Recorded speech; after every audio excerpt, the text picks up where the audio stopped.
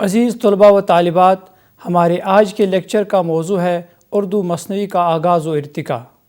مثنوی کے لغوی معنی ہیں دو یا دو جز والی چیز، لیکن اصطلاحی مفہوم میں مثنوی ایک ایسی تخلیق کو کہتے ہیں جس میں ہر شعر کے دونوں مصرے ہم وزن اور ہم قافیہ ہوں اور ہر شعر کے بعد قافیہ بدلتا ہو۔ اس لحاظ سے مثنوی حیتی طور پر ایک قافیائی نظام ہے اور اسی وجہ سے اس کی حیت میں بے پایاں تنوع اور وسعت ہے۔ مثنوی کا دامن دوسری اصناف سخن کے مقابلے میں بڑا وسیع اور ہمہ گیر ہے۔ رزم و بزم، عشق و مذہب، ملی و قومی مسائل سے لے کر خرام و نصیبی تک مثنویہ قلم بند کی جا چکی ہے۔ غرض زندگی کی ہنستی بولتی سسکتی اور کراہتی تصویریں مثنوی کی صنف میں جس قدر ملتی ہیں، اس کی مثال شاید ہی کسی اور صنف میں مل سکے۔ انہی خصوصیات کی بنا پر الطاف حسین حالی نے اس صنف کو سب سے زیادہ مفید اور کارآمد قرار دیا ہے۔ جہاں تک اردو میں مثنوی نگاری کا تعلق ہے تو اس سلسلے میں محققین باتفاق رائے ہے کہ اردو میں مثنوی کی ابتدا دکن سے ہوئی۔ اردو میں دکنی عہد کو مثنوی کا عہد قرار دیا جاتا ہے۔ فخر الدین نظامی کی مثنوی قدم راؤ پدم راؤ سے صنف مثنوی کی ابتدا ہوئی۔ نظامی نے یہ مثنوی بہمنی سلطنت کے 9ویں بادشاہ احمد شاہ ولی بہمنی کے زمانے میں 1430 سے 1435 عیسوی کے درمیانی عرصے میں تصنیف کی۔ نظامی کے بعد ایک اور قدیم مثنوی اشرف بیابانی کی 9 سرہار ہے، جس میں 9 ابواب اور کئی عنوانات کے تحت حضرت امام حسین کے مصائب بیان کیے گئے ہیں۔ نظامی اور بیابانی کے علاوہ ابتدائی دور میں جن قابل ذکر شاعروں کے نام آتے ہیں ان میں شیخ عبدالقدوس گنگوئی، سید شاہ حسین علوی، میاں خوف عمر چشتی، شاہ میران جی شمس العشاق، شیخ عثمان اور شاہ برہان الدین جانم وغیرہ قابل ذکر ہیں۔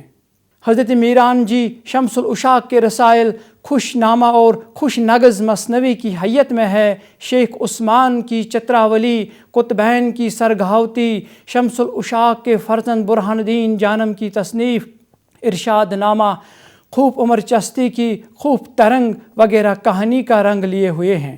ان مثنوی میں بعض مختصر ہیں اور بعض طویل، اور یہ مثنویاں زیادہ تر معرفت و سلوک اور مذہبی عقائد پر مشتمل ہیں۔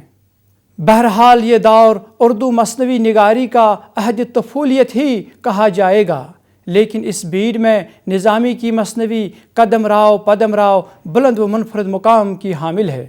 بہمنی سلطنت کے زوال کے بعد 5 خود مختار سلطنتیں وجود میں آئی۔ ان میں بیجاپور اور گولکنڈہ کی سلطنتیں زبان و ادب کی سرپرستی کی باعث اہم مراکز کی حیثیت رکھتی ہیں۔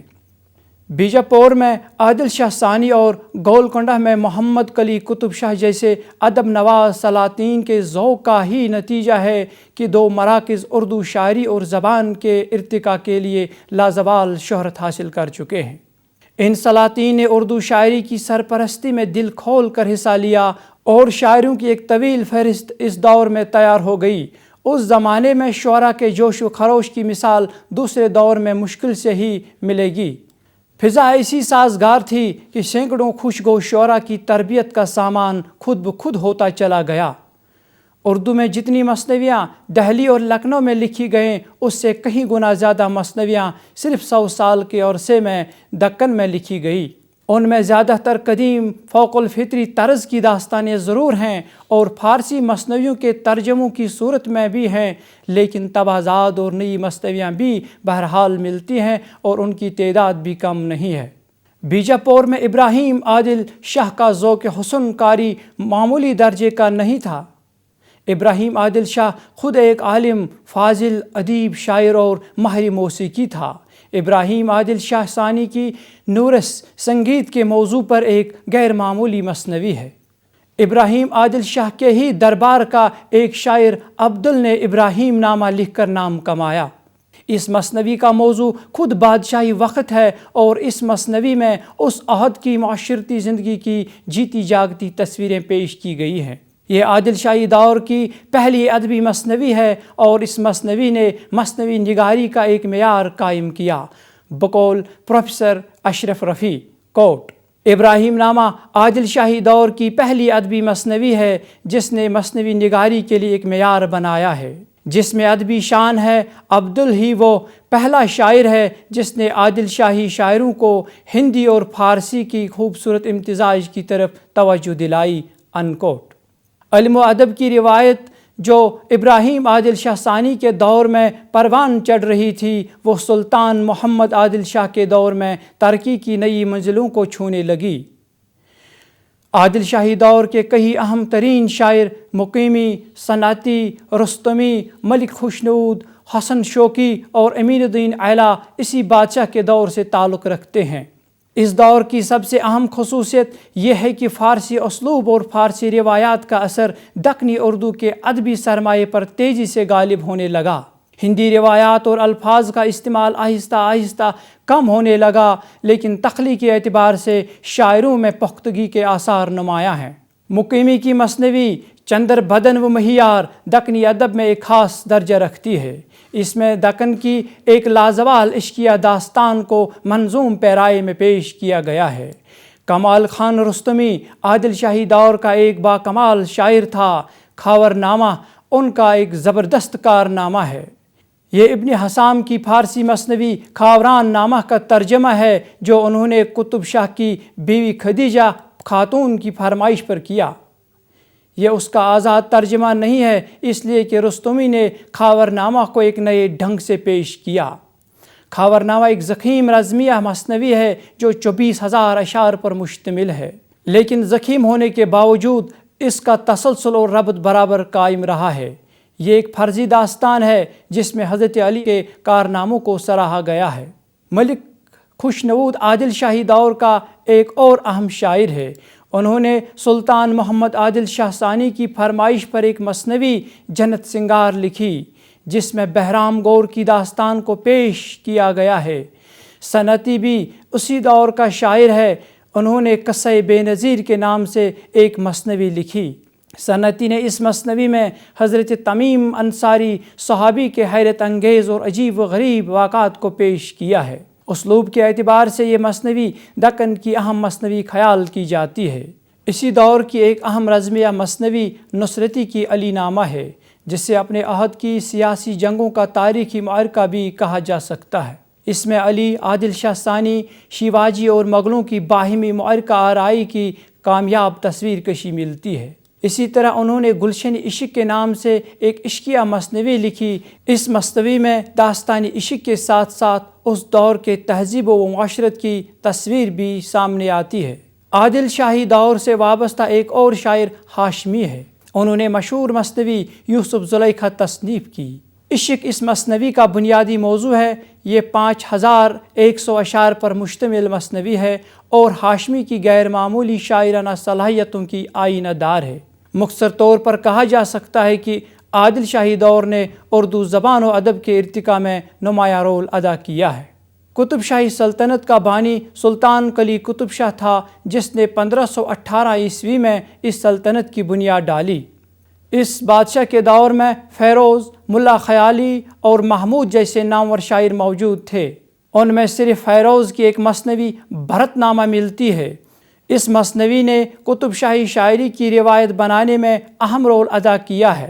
قطب شاہی دور کے ابتدا میں سوائے بھرت نامہ کے کوئی ادبی سرمایہ نہیں ملتا، لیکن ابراہیم قطب شاہ کے انتقال کے بعد قطب شاہی دور کا عظیم دور سمجھا جاتا ہے۔ اس دور میں قطب شاہی سلطنت کو نہ صرف استحکام حاصل ہو گیا بلکہ اس دور میں علوم و فنون نے بھی ارتقائی منزلیں طے کیں۔ ابراہیم کا فرزند اور جانشین محمد قلی قطب شاہ تخت نشین ہوا۔ وہ اردو زبان و ادب کا محسن تھا۔ انہوں نے اردو کی ایسے وقت میں دستگیری کی جب کہ وہ اس کی بہت محتاج تھی۔ اس نے نہ صرف اردو شاعری اور شاعروں کی قدر افزائی کی بلکہ خود بھی شاعری کی اور اس زبان میں 50,000 اشعار لکھے۔ انہیں اردو کا پہلا صاحب دیوان شاعر ہونے کا شرف حاصل ہے۔ اس دور کا ایک اہم شاعر ملا وجیہ ہے۔ اس کی مثنوی کتب مشتری اس دور کا اہم کارنامہ ہے، جس میں وجہین قلی قطب شاہ کی محبوبہ باغمتی اور قلی قطب شاہ کے داستانی عشق کو پوری نفاست اور خوبصورتی سے بیان کیا ہے۔ فنی اعتبار سے یہ مثنوی فارسی کی اعلیٰ پائے کی مثنویوں سے کسی طرح بھی کم نہیں ہے۔ سلاست زبان اس کا خاص امتیاز ہے، اس کا ہر شعر تخیل کی بلندی اور شعری نفاست کا مرقع ہے۔ گواسی اس دور کا ایک اور اہم شاعر ہے۔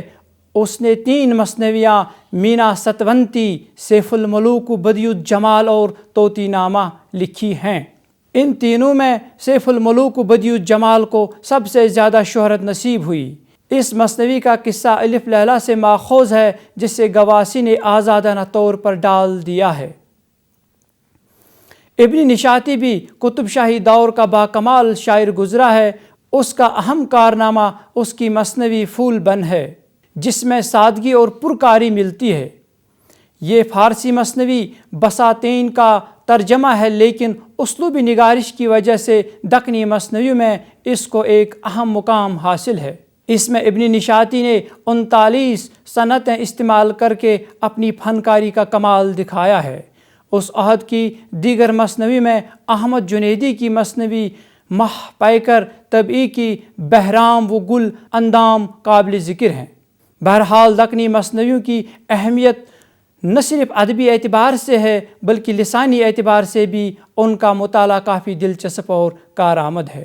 شمالی ہند میں مثنوی کے آغاز کے بارے میں محققین کے درمیان اختلافی رائے ہے۔ بعض حضرت بابا فرید الدین گنج اور بعض حضرت امیر خسرو کو شمالی ہند کا پہلا مثنوی نگار گردانتے ہیں۔ ان کی جو مثنوی نما اشعار حوالے کے طور پر دیے گئے ہیں، وہ زبان و بیان اور شہادتوں کی عدم موجودگی کی بنا پر پرشکوک ہیں۔ اس لحاظ سے افضل کو شمالی ہند کا مستند اور پہلا مثنوی گو مانا جاتا ہے، جس نے بکٹ کہانی کے نام سے شمالی ہند کی پہلی اردو مثنوی لکھی۔ بکٹ کہانی 12 ماسہ کے طرز پر ہے، جس میں ایک بیوہ اپنے شوہر کی جدائی میں ہر مہینہ اپنے دل پر گزرنے والی کیفیات کا اظہار کرتی ہے۔ اسی دور کے ایک شاعر ظفر جٹلی نے ظفر نامہ اورنگ زیب اور طوطی نامہ کی 2 مثنویاں لکھی ہیں۔ اس دور کی بعض مثنویاں اگرچہ فنی اعتبار سے کوئی خاص اہمیت نہیں رکھتے، تاہم مثنوی کے ارتقاء میں ان کا ذکر لازمی ہے۔ ان میں عبداللہ امین کی فقہ ہندی اور شیخ جیون کی محشر نامہ اور خواب نامہ پیغمبر خاص طور پر قابل ذکر ہیں۔ اس دور کے بعد فائز، آبرو اور حاتم نے مثنوی کی روایت کو آگے بڑھایا۔ میر و سودا تک شمالی ہند میں اردو مثنوی کی روایت مستحکم ہو چکی تھی۔ بقول وہاب اشرفی کوٹ مثنوی نگاری کا مذاق اگرچہ شمالی اور جنوبی ہند میں عام ہو چکا تھا، لیکن میر سودا کے عہد تک اس میں وہ تنوع اور رنگا رنگی پیدا نہیں ہوئی تھی جو میر و سودا نے اس میں پیدا کی۔ انکوٹ سودا نے عاشقانہ، مدحیہ، ہجویہ اور اخلاقی موضوعات پر 24 مثنویاں لکھیں۔ ان کی ہجویہ مثنوی قصہ پسر شیشہ گر و زرگر اہم ہے، جس میں موزیکانہ انداز میں ایک درویش کا قصہ بیان ہوا ہے۔ میر تقی میر غزل کے میدان میں ہی نہیں بلکہ قصیدہ کے میدان میں بھی بلند مقام رکھتے ہیں۔ انہوں نے 38 مثنویاں لکھی ہیں، جن میں عشقیہ مثنویاں بھی، ہجویہ بھی اور مدحیہ بھی شامل ہیں، لیکن میر کی فنکاری زیادہ تر ان کی عشقیہ مثنویوں میں سامنے آتی ہے۔ میر کی عشقیہ مثنویوں میں دریائی عشق کو شہکار کا درجہ حاصل ہے۔ میر کے ہم عصروں میں میر اثر کی مثنوی خواب و خیال قابل ذکر ہے۔ یہ مثنوی زبان کی سلاست، شیرینی اور شدت جذبات کی وجہ سے اردو کی نمائندہ مثنویوں میں شمار کی جاتی ہے۔ اس کے بعد میر حسن اور ان کے معاصرین کا دور شروع ہوتا ہے۔ یہ دور اردو مثنوی کا سب سے سنہرا دور تصور کیا جاتا ہے۔ اس دور کے مثنوی نگاروں میں میر حسن کے علاوہ راسخ عظیم آبادی، مصحفی، جرأت، انشاء اور رنگین قابل ذکر ہیں، جنہوں نے نہایت خوبصورت مثنویاں لکھیں۔ لیکن اس دور میں میر حسن کو جو شہرت نصیب ہوئی وہ کسی اور کے حصے میں نہیں آئی۔ میر حسن نے 12 مثنویاں لکھیں جن میں سحر البیان اردو مثنوی گوئی میں ایک معیار کی حیثیت رکھتی ہے۔ جزیات نگاری، منظر نگاری، جذبات نگاری، غرض ہر اعتبار سے یہ مثنوی لاجواب ہے۔ سحر البیان کے بعد جس اہم مثنوی پر نظر پڑتی ہے وہ پنڈت دیا شکر نسیم کی گلزار نسیم ہے۔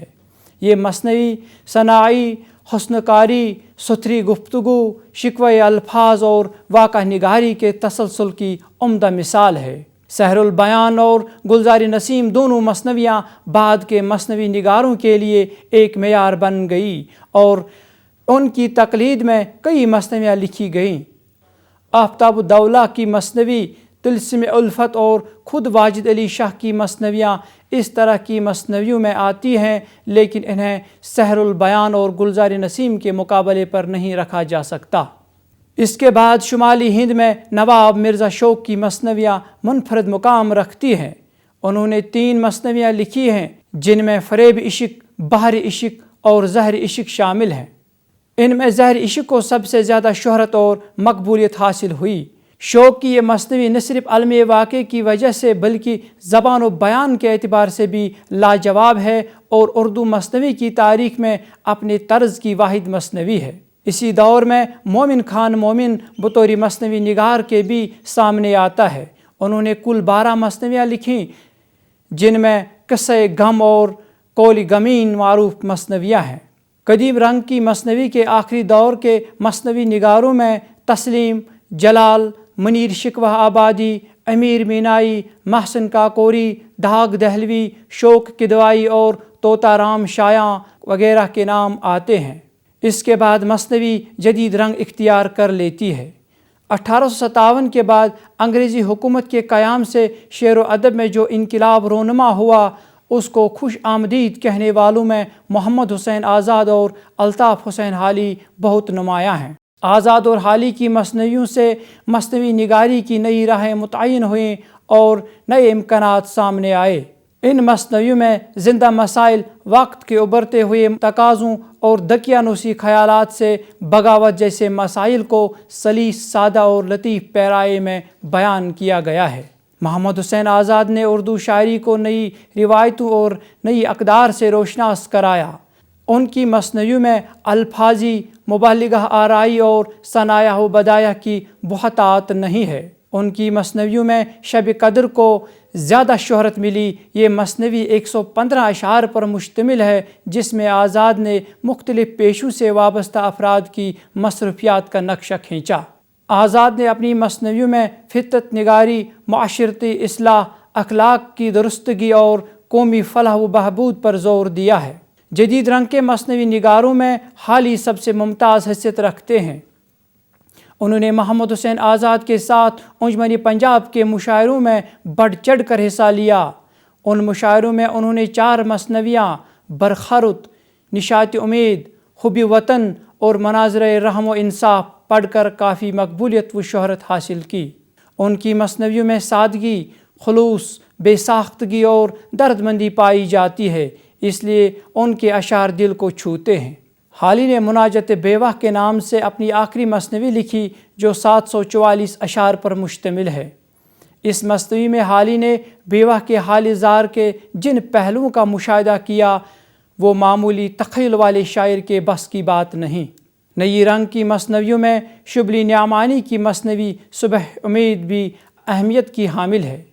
یہ مثنوی 358 اشعار پر مشتمل ہے جس میں شبلی کا انداز نہایت شگفتہ ہے۔ علامہ اقبال نے اپنے فلسفیانہ افکار کے اظہار کے لیے مثنوی کی حیت کو نہایت کامیاب اور مؤثر طور پر پیش کیا۔ ان کی مثنوی میں ذوق و شوق کو کافی شہرت نصیب ہوئی۔ یہ مثنوی علامہ اقبال کے فکر و فن کا شاہکار ہے۔ اس میں ان کی ذوقی جدت، رجائیت اور احیاء کی نہایت طاقتور اور مؤثر ترسیل ہوئی ہے۔ اقبال اردو کے ان چند عہد آفرین تخلیق کاروں میں سے ہے جنہوں نے اردو مثنوی کو نئی فکری جہتوں اور معنوی وسعتوں سے آشنا کر کے اس سے ایک نیا مزاج، نیا ذہنی افق اور نئی پہنائی عطا کی۔ علی سردار جعفری نے بھی جمہور نامہ کے نام سے ایک مثنوی لکھی جو 118 اشعار پر مشتمل ہے۔ اس مثنوی میں سردار جعفری نے اپنے آدرش نظام کے سیاسی و معاشی اصولوں پر روشنی ڈالی ہے۔ مثنوی میں رومان اور انقلاب کا امتزاج نظر آتا ہے۔ ترقی پسند تحریک کے عروج میں سردار جعفری کے بعد کیفی اعظمی نے خانہ جنگی اور جان نثار اختر نے امن نامہ کے نام سے مثنویاں لکھیں جو عصری زندگی کے سیاسی، سماجی اور معاشی مسائل پر مبنی ہے۔ چونکہ 1857 کے بعد یہ صنف رفتہ رفتہ ایک نئی صنف میں ضم ہوئی اور جدید نظم وجود میں آئی، چونکہ مثنوی کا اپنا ایک خاص مزاج تھا جو جدید دور میں اب باقی نہیں رہا۔ مثنوی کی صنف موجودہ دور تک آتے آتے ماند پڑ گئی۔ اسی کے ساتھ ہمارا آج کا لیکچر اختتام ہوتا ہے۔ ہمیں امید ہے کہ آپ نے اس لیکچر سے کافی حد تک استفادہ لیا ہوگا۔ خدا حافظ۔